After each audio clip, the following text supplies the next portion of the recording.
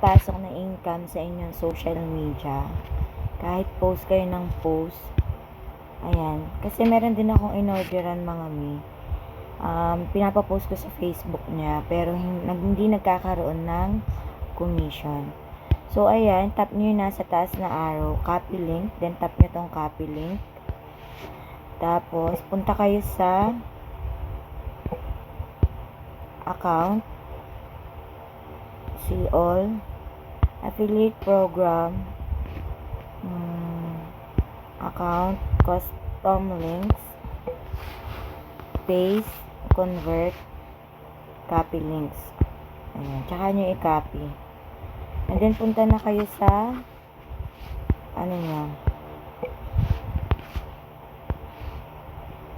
Ganyan. Ganyan ang ginagawa ko para nagkaka-commission naman ako sa aking social media.